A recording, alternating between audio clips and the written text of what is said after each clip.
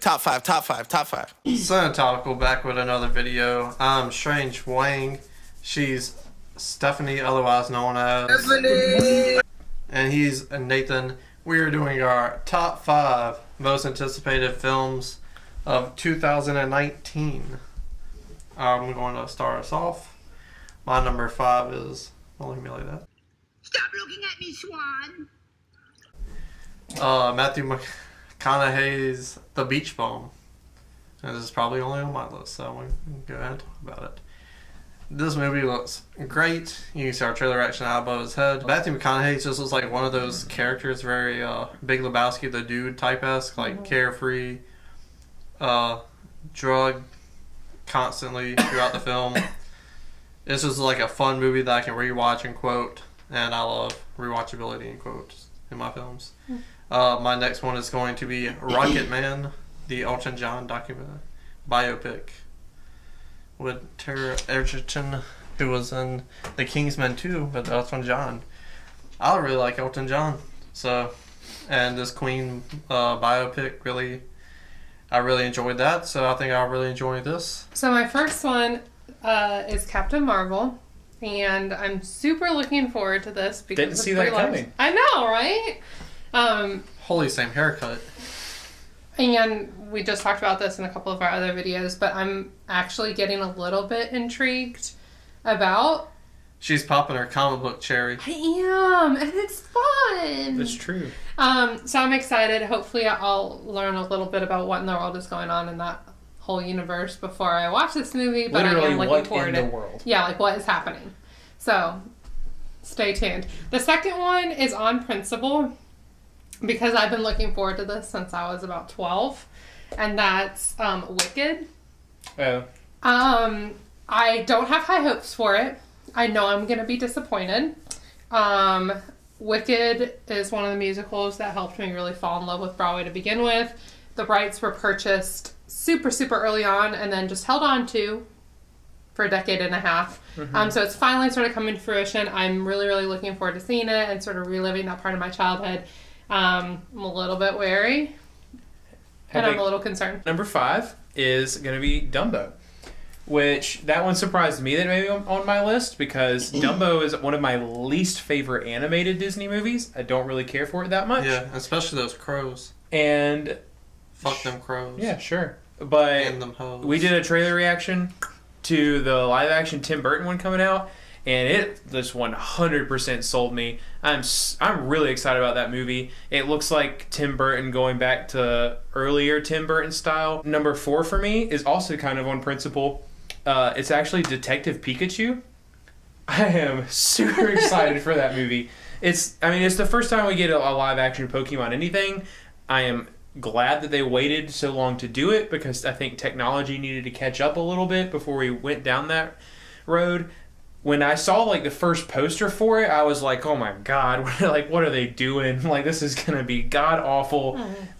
Just leave my childhood alone." But then I saw a trailer for it, and it is on my most anticipated list for a reason. I'm skeptical still. I don't know exactly where they're gonna go with it, but the trailer showed a lot of promise. And if they kind of go with this almost it also looks like Blade Runner. It's like the city they live in is kind of dark and gritty, but lots of neon and bright popping stuff. I feel like they have to, because of Detective Pikachu, you have to play on a film noir element. Right, kind of neo-noirish, yeah. This may be the only one we might have 2 in common. This may be it. Mm-hmm. The Mr. Rogers biopic starring Tom Hanks, You Are My Friend. No, it wasn't on that list that you sent me, so I forgot that it comes out. Wow. This ain't looks... After seeing the Mr. Rogers documentary... Won't You Be My Neighbor? Yeah, and then seeing that photo with Tom Hanks dressed as Mr. Rogers, I was sold. My next is going to be a straight-to-Netflix release, and usually I'm super hesitant on these, but those don't have directing them Martin Scorsese, and they don't star Al Pacino, Robert De Niro, and Joe Pesci. The Irishman... Dude, you look at the movies De Niro and Pesci did with Scorsese. You got Raging Bull, Casino, one of my favorite films of all time, Goodfellas. Easily top 3 favorite movies of all time. is Goodfellas. So anything these guys do, I'm going to be excited for it. I haven't seen anything for it yet, but I can't wait to see it. It's getting a theatrical release, so a very small theatrical release. So they're trying to get all the money they can out of it. So Right. I cannot wait to see this film. Yeah. I wish it was more of the Italian side than Irish, because I think the Italian stuff Scorsese does is way better than anything The Departed put on screen. So that's just me, and I'm half Italian, so it's like, give me this Italian, give me all the spaghetti. You know what I'm saying? You can leave her the meatballs. My number 3 is Glass. Mine too. Yeah. Superhero City. I know, right? So I'm really excited. This is the type of thriller that I'm drawn to. I think we talked about, I'm really drawn to like the color palette that they showed. I'm super, super excited to sort of see like stories come together. No pun intended there. Super. Da. Whack. Nice. Wow. Why are you looking forward to it? Yeah, kind of the same things. I love Split. A lot of people, so I hear a lot of people talk about Split and they say they didn't like Split until they realized it was part of that universe, and then because they just couldn't get it. I enjoyed it in general. Bro, that third act went left field. I'm in that category. Yeah, it didn't bother me, but like, it's no secret that things can go in left field a lot. Things can go a lot further in left for me, and me still really enjoy them than for you. Like, I'm the one that, like, I like sci-fi and like fantasy. Like weird shit. I love weird shit. Really, like, I like those 3 actors, like Bruce Willis, James McAvoy, Samuel L. Jackson. I love all 3 of them. I love these characters that he's built in his little universe. I think it's great that in. Do you know what year? Split No, the came first out. Unbreakable came yeah. out in 2000, I believe. In 2000. So believe. I love that in 18 years, M. Night Shyamalan has built a better superhero universe than DC could. My number 2 is Gloria Bell. I am... Why are you rolling your eyes? Because that means your number 1's that fucking dog movie. It is not the fucking dog movie. Hallelujah. Thank you, Jesus. Julianne Ann Moore is amazing and I love her. This story excites me because it looks like a hint of a character study, but is somebody who's more middle-aged, which I personally love. That it's not just another movie about a 20-something-year-old. So, super excited about that. I like the starting over element, this like, what do I do with my life at this new phase element. The trailer made me feel nostalgic and warm and fuzzy and feel for her, and I already got connected with her. I'm excited. I'm already like completely bought in. My number 3 was Glass. My number 2 is Dylan's number 1, which is Once Upon a Time in Hollywood. I got a problem with that. Once Upon a Time in Hollywood, I'll just say, Charlie fucking Manson. Tarantino. I don't care about serial killers Hair. like that. You saw the cast hair? Dylan, it's my number 2. Like, it's... He That's- still wants to see And it. honestly, they're like this. That's a slap in the face. Well, I don't care what you think about it. I love Tarantino. This is his list. I don't You love- can talk about your list. I love Tarantino. I'm gonna love that movie, and since you clearly feel so strongly about it, I won't say anything about it. You can talk about it when it's your number 1, which is right now. right now. So you go ahead and talk about it. Charles Manson. The 1970s. Quentin Shut the fuck Tarantino, up. Brad Pitt. You only I mean, it's gonna Done. be beautiful. yeah. So I'm 2. That's all you need. I'm 1 out of 2 or 1 out of 4 on things I care about in that sense. What? You don't like Charles Manson? I don't give. I mean, I've read all about it. Like, I mean, cults are super interesting, and like the brainwashing he did is extraordinarily interesting.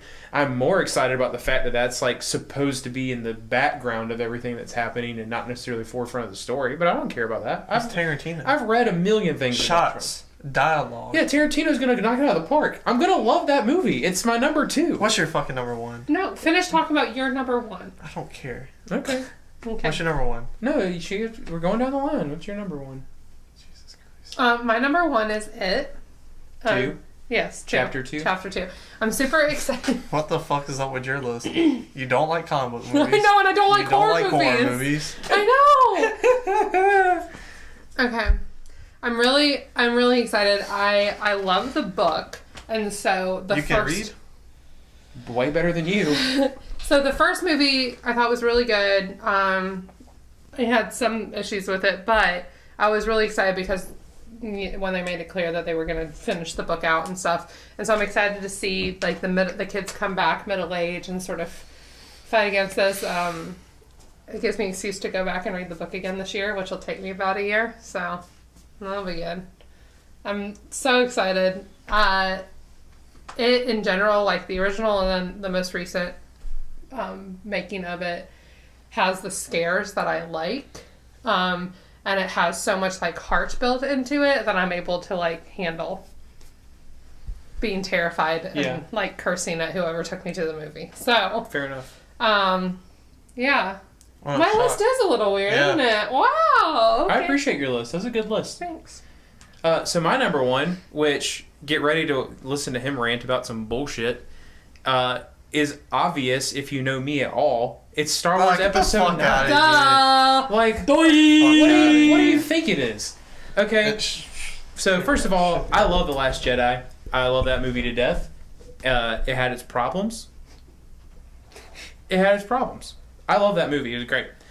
But I'm happy J.J. Abrams is coming back to finish the trilogy out. That's fair. I don't think that Rian Johnson did a terrible job at all. I'm really, really excited to see his trilogy. So if you are looking for someone to hate on The Last Jedi here, then you've already watched the majority of our video anyway, and you can leave. So, yeah, I've heard reports we don't really know anything about it yet. We hardly know anything about it. Other than Mark Hamill will be back in some capacity. And then all the important, like, players and pieces from 7 and 8 will be back in the movie also. But I read a few tweets today that said a few people who have been on set say that what J.J. Abrams is doing with that movie is already amazing. They have boatloads of hope for it, and they feel like it's going to be extraordinarily satisfying to the majority of Star Wars fans. I want to believe that, but like it's been a really volatile community ever since The Last Jedi came out. And I have hope, an abundance of hope, that Episode 9 is going to reunite the Star Wars fan base, myself included. And it is easily, it wasn't even a question. It was it was just immediately, okay, I know what number 1 is. You're a buffoon. And I immediately knew what number 2, and I us. immediately knew what number 2 was. But yeah. I'm setting you up an appointment with my psychiatrist and Dr. Donnie Dangerfield. Right. Well, This isn't topical. Tell us what's your fucking most anticipated movie of the year. Someone didn't agree with me. In the comments below. Like, comment, subscribe. Thanks for having a good list, Stephanie. Yeah. The Dedication 6 gods. Dedication 6. Of course. Shout out Guru for sending me the beat too. Young Angel, Young Lion. More life, no dying. Yeah. Alright, I got it.